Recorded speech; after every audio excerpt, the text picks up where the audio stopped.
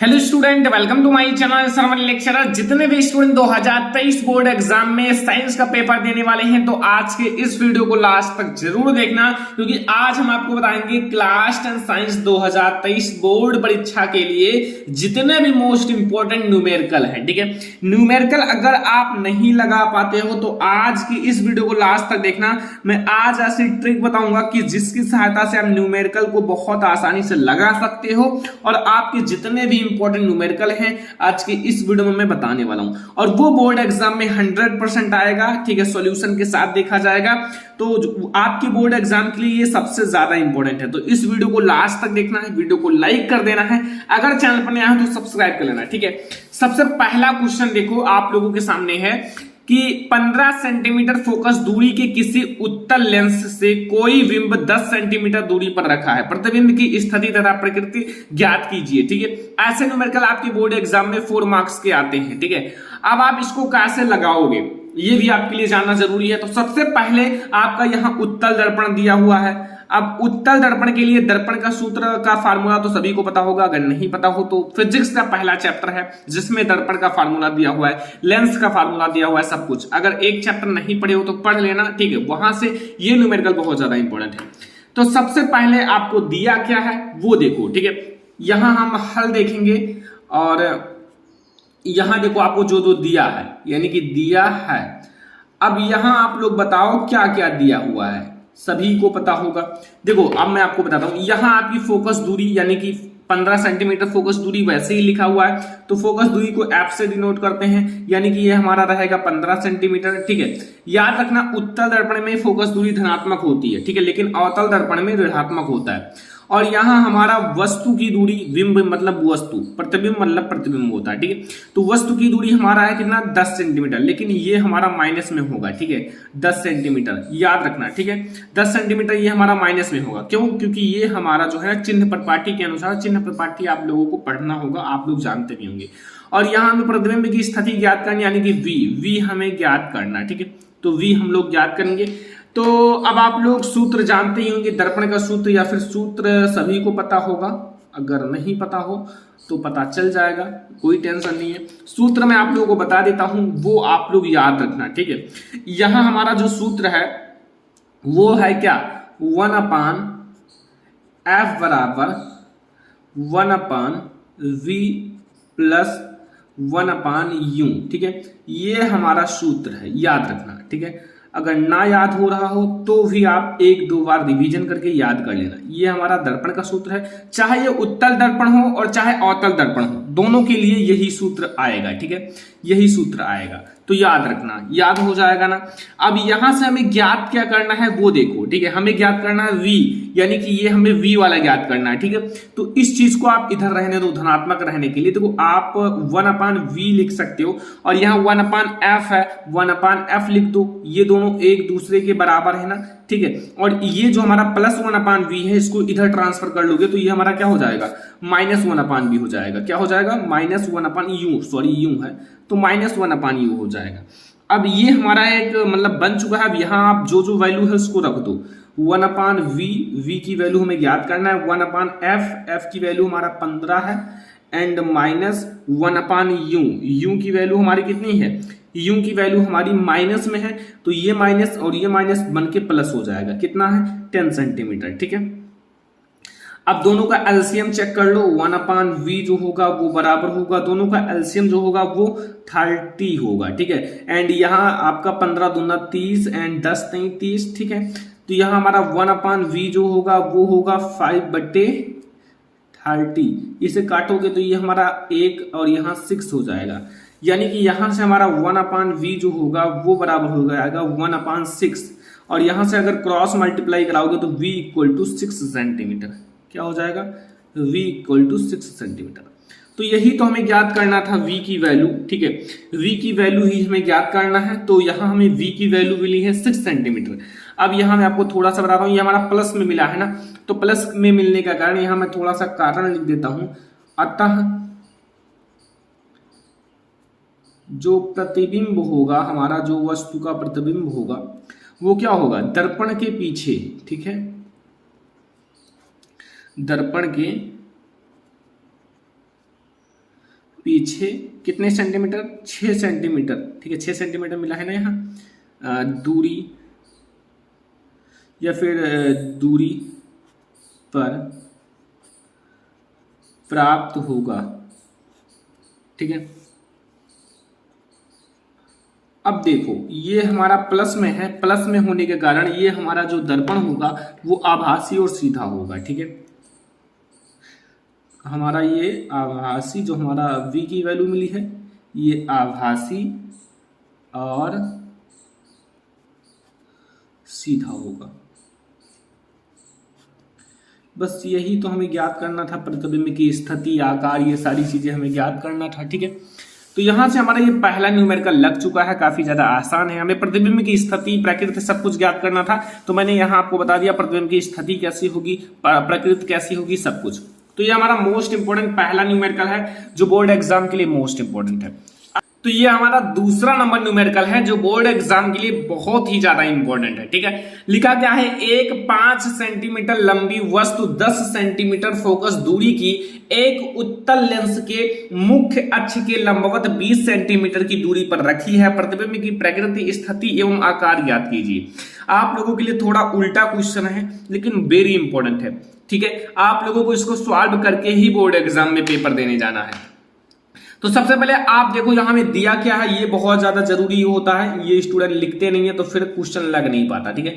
हमें जो जो दिया है उसको लिख लो, फिर जो नहीं दिया है उसके अकॉर्डिंग फार्मूला बनाओ, ठीक है। दिया है, जो जो दिया है उसको अच्छे से लिख लो, ठीक है। तो हमारा दिया क्या है, सबसे पहले आप समझो 5 सेंटीमीटर लंबी, ये लंबी है लेकिन वस्तु जो है 10 सेंटीमीटर फोकस दूरी वाले, यहां फोकस दूरी हमारी कितनी दी हुई है 10 सेंटीमीटर, ठीक है, वाले लेंस के मुख्य अक्ष के लंबवत 20 सेंटीमीटर दूरी पर रखी है। अब क्या चीज रखी है, वो हमारी वस्तु रखी हुई है। वस्तु का मतलब यहां हमारा यू जो होगा वो हमारा -20 सेंटीमीटर। याद रखना जो वस्तु होता है वो हमेशा माइनस होता है, चाहे उत्तल दर्पण हो, चाहे अवतल दर्पण हो, चाहे आपका उत्तल लेंस हो या अवतल लेंस हो, ठीक है। यहां हमारा लेंस है, याद रखना ये उत्तल लेंस है, ठीक है। तो अब हम लोग लेंस का फार्मूला देखेंगे, लेकिन सबसे पहले हमें जो दिया हुआ है उसको लिख लेते हैं। और हमारा एफ कितना दिया हुआ है, वो 10 सेंटीमीटर दिया हुआ है, 10 सेंटीमीटर, ठीक है। एंड हमें v की वैल्यू ज्ञात करनी है और हमारा आकार भी दिया हुआ है। तो अभी आवर्धन हम लोग आगे देखेंगे।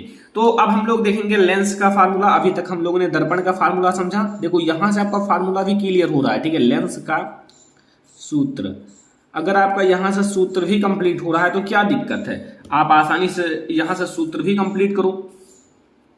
यहां 1/f जो होता है वो बराबर होता है 1/v एंड -1/u। देखो हमारा जो मतलब दर्पण होता है उसमें ये प्लस होता है, +1/u होता है, लेकिन यहाँ हमारा माइनस होगा, ठीक है। लेंस में यही इतना अंतर है।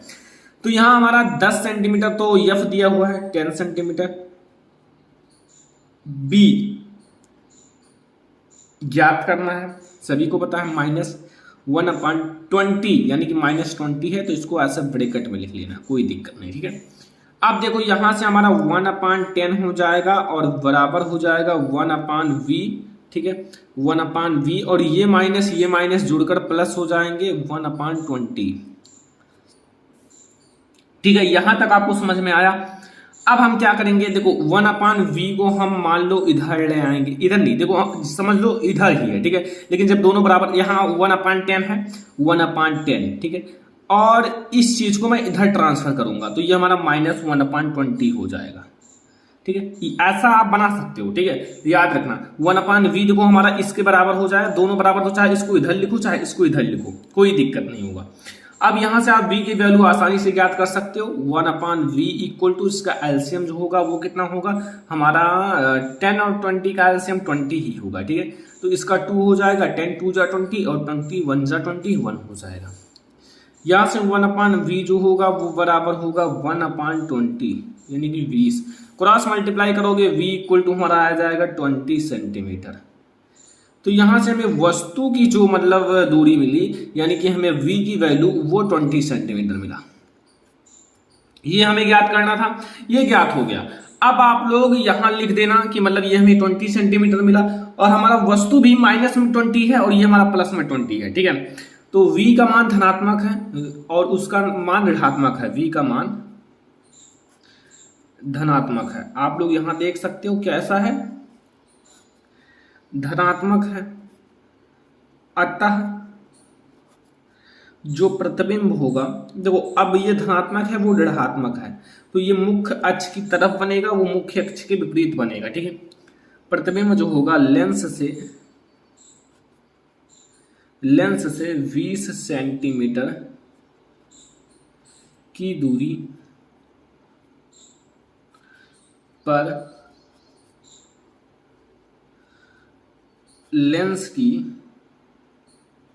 के दूसरी ओर बनेगा। अगर दूसरी ओर क्यों बनेगा, जैसे ही आपका धनात्मक हो, धनात्मक का मतलब दूसरी ओर हो जाता है, क्योंकि अगर उसी तरफ बनना होता तो वो हमारा ऋणात्मक होता, तो ये दूसरी तरफ बनेगा। अब यहां हमारा आवर्धन तो हमें दिया है ना, वस्तु का मतलब लंबाई दिया है, आवर्धन ज्ञात करेंगे। देखो लेंस का आवर्धन जो होता है वो m बराबर हमारा I अपान O एंड बराबर होता है V अपान U।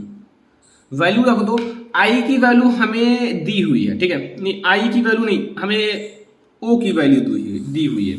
O की वैल्यू यानी कि हमारा वस्तु की लंबाई 5 सेंटीमीटर का वस्तु है, ठीक है, तो 5 सेंटीमीटर दिया हुआ है।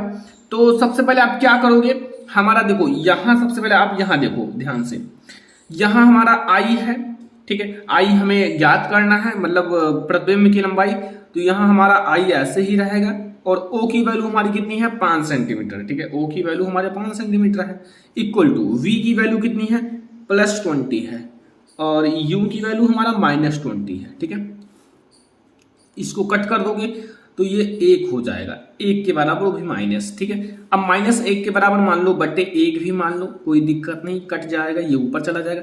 तो यहाँ I क्रॉस मल्टीप्लाई कराओगे I और बराबर हमारा -1 का 5 मल्टीप्लाई होगा तो -5 सेंटीमीटर। तो यहाँ हमारा क्या आया, माइनस में हमारा क्या आया, हमारा प्रतिबिंब की लंबाई आया, यानी कि प्रतिबिंब की जो मतलब कितना बड़ा प्रतिबिंब है। तो अगर ये हमारा माइनस में आया है तो यहां आप लोग चूकी लगाना, जो प्रतिबिंब होगा, प्रतिबिंब 5 सेंटीमीटर। अब जैसे ही माइनस आए ये वास्तविक बनेगा, ठीक है। अगर आभासी बनना होता तो वो हमारा कैसा होता, प्लस में होता, लंबा तथा उल्टा बनेगा, वह वास्तविक होगा। अगर धनात्मक होगा तो वो आभासी होगा। तो ये सारे बहुत ज्यादा इंपॉर्टेंट न्यूमेरिकल हैं, इसलिए मैं आप लोगों को ये सारा न्यूमेरिकल सॉल्व करा रहा हूं, ठीक है। अब ये सारा न्यूमेरिकल आप सॉल्व करना अच्छे से, जितना क्वेश्चन मैं आपको बता रहा हूं न्यूमेरिकल में, ये सारे क्वेश्चंस आपको बोर्ड एग्जाम में सॉल्व करके ही जाना है, क्योंकि बहुत ही ज्यादा इंपॉर्टेंट क्वेश्चन है। तो ये भी क्वेश्चन आपका सॉल्व हो जाएगा, ठीक है। दूसरा नंबर क्वेश्चन। अब हम लोग देखेंगे तीसरा नंबर, मोस्ट इंपॉर्टेंट क्वेश्चन। तीसरा नंबर समझना, यहां लिखा हुआ एक विद्युत बल्ब हमारा ये लिखा हुआ है 250 आपका क्या है वोल्ट है, ठीक है, 250 V से वोल्ट और W से वाट, 200 वाट लिखा है। इसे आपका 250 वोल्ट के मेंस से जोड़ने पर बल्ब में कितनी अधिकतम धारा प्रवाहित होगी और बल्ब के प्रतिरोध की भी गणना कीजिए।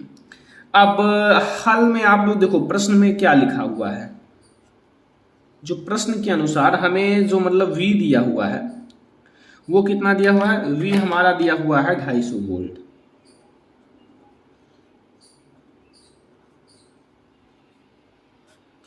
वोल्ट।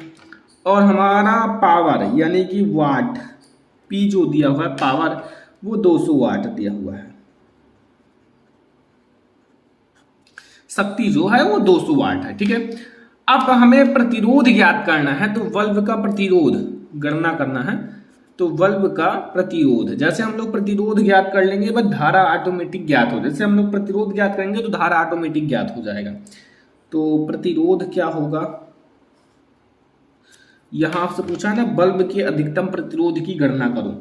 तो प्रतिरोध जो होता है वो R, ये R है, R = हमारा एक फार्मूला है V² अपान P।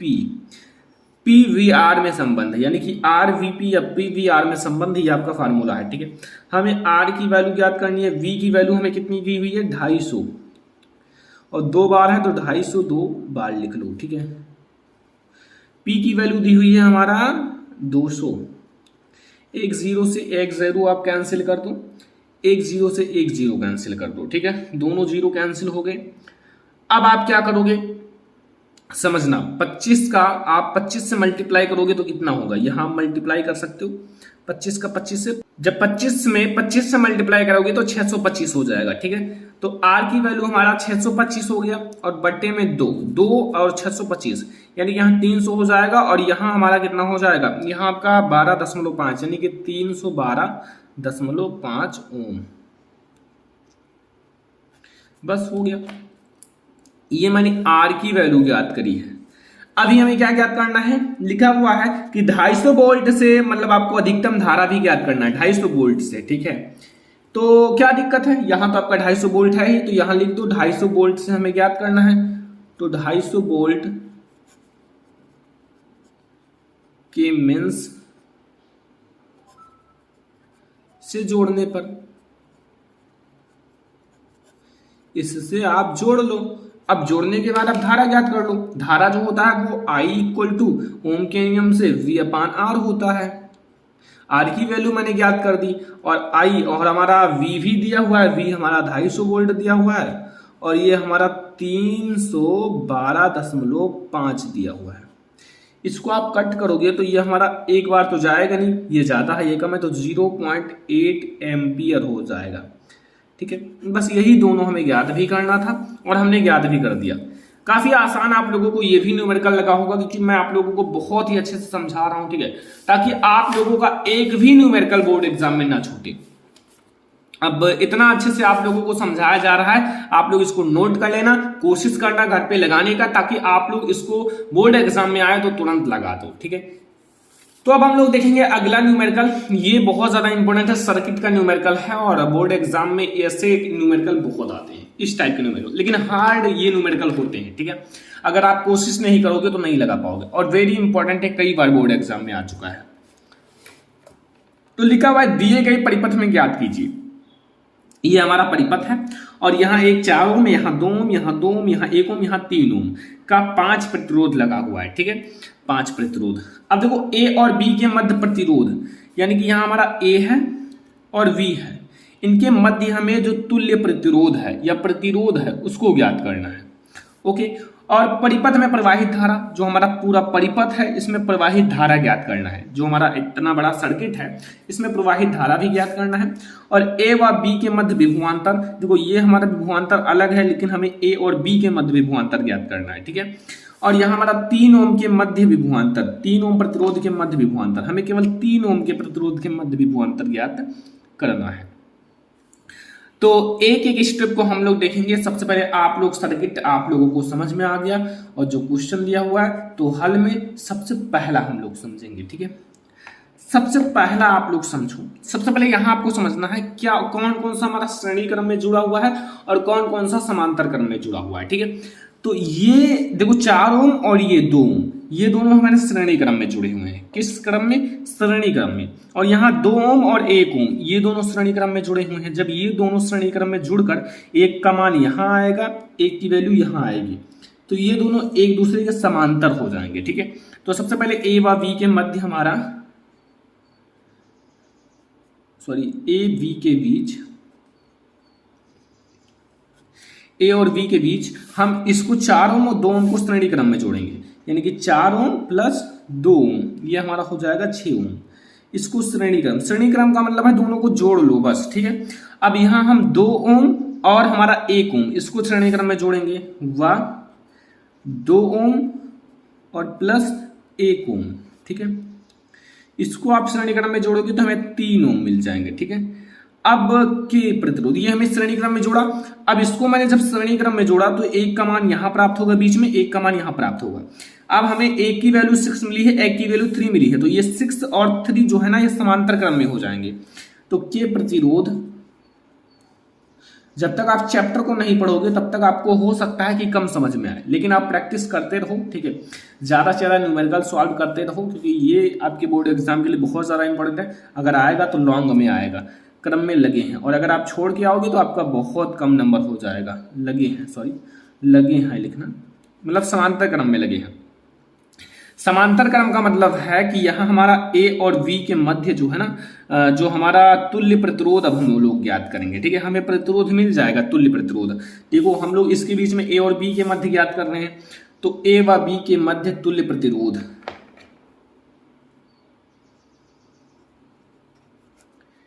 ए व बी के बीच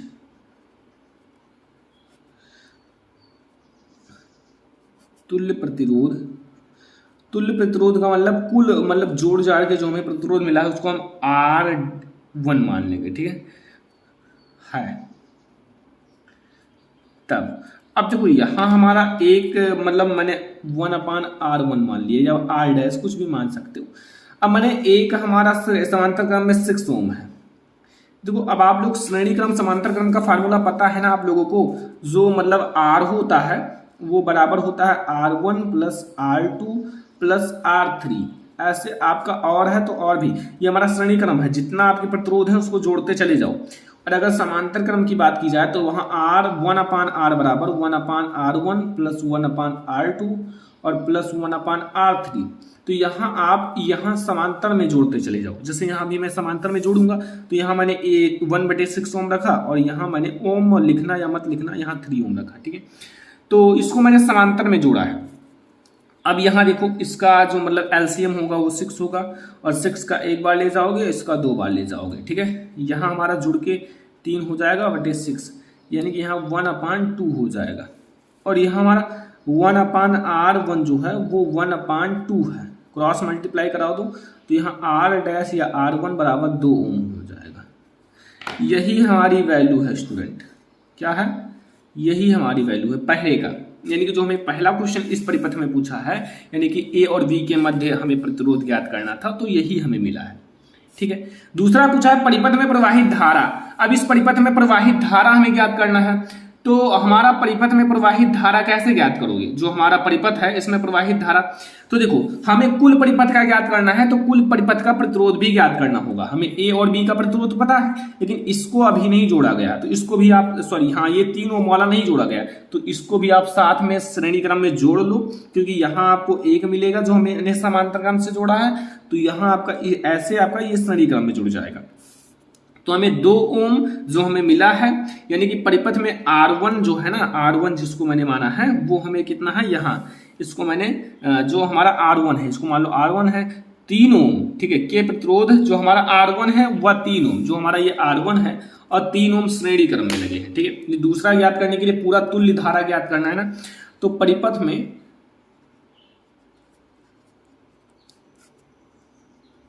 जो हमने ये R1 माना है, ये R1 ये वाला, तथा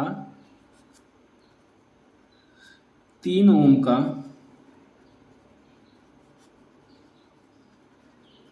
प्रतिरोध श्रेणी क्रम में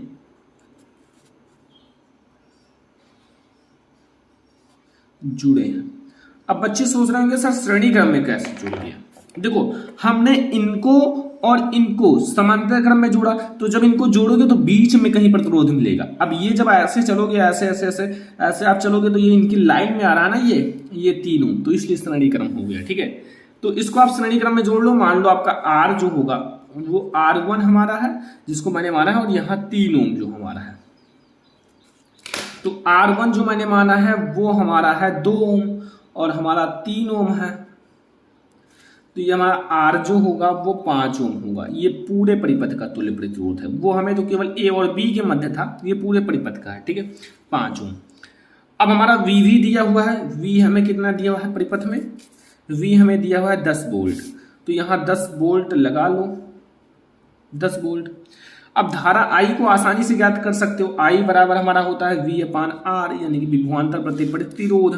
तो यहाँ I बराबर हमारा हो जाएगा, V हमारा 10 है और R हमारा 5 है, यानी कि हमारा 2 एम्पियर हो जाएगा। 2 एम्पियर धारा की वैल्यू आ गई, यानी कि दूसरा भी हमारा ज्ञात हो गया।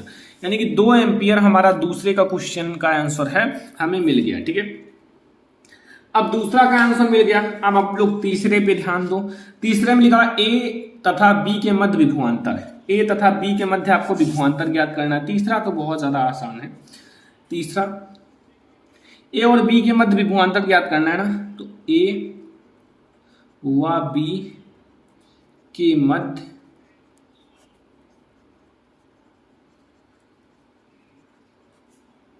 विभवांतर। ठीक है, तो यहां हमें ए और बी के मध्य विभवांतर ज्ञात करना है।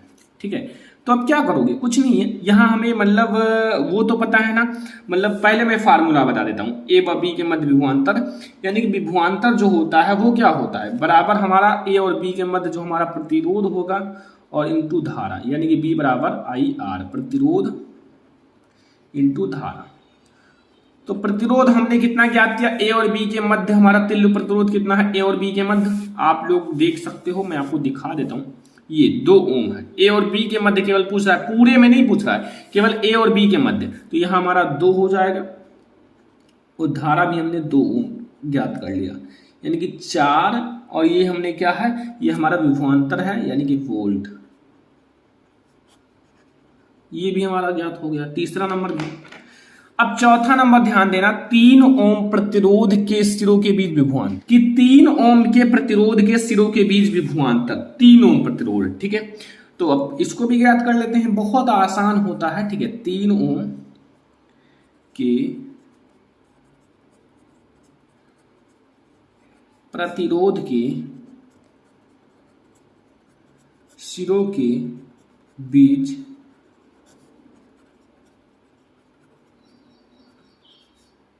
विभवांतर। अब विभवांतर हमारा क्या होता है, विभवांतर बराबर प्रतिरोध, यानी कि V बराबर प्रतिरोध हमें ज्ञात करना ना। देखिए विभवांतर ज्ञात करना है स्टूडेंट, तो वही फार्मूला है, ये ही प्रतिरोध इंटू धारा। अब यहां हमें प्रतिरोध वैसे बता दिया है 3 ओम, यानी कि 3 रख लो, इंटू धारा हमारा कितना है, धारा वही 2 एम्पियर है। ठीक है, तो यहां हमारा हो जाएगा 6 वोल्ट। बस, तो यहां हमारे चारों केसेस कंप्लीट हो गए इस चित्र के अकॉर्डिंग। बस यही हमें ज्ञात करना था।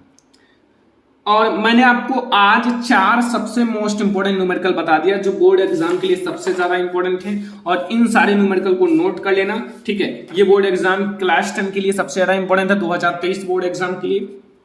तो इस वीडियो को ज्यादा से ज्यादा शेयर करना, अगर चैनल पर नया तो सब्सक्राइब कर लेना, ताकि हम आप लोगों के लिए ऐसे और भी वीडियो बना सकें। और ये बोर्ड एग्जाम में 100% आएगा, तो इस वीडियो को शेयर जरूर करना अपने फ्रेंड्स के साथ। चलो इस वीडियो को लाइक कर देना, शेयर कर देना, चैनल पर नए आए हो तो सब्सक्राइब कर लेना। चलो फिर मिलते हैं नेक्स्ट इंपॉर्टेंट वीडियो में, तब तक के लिए धन्यवाद।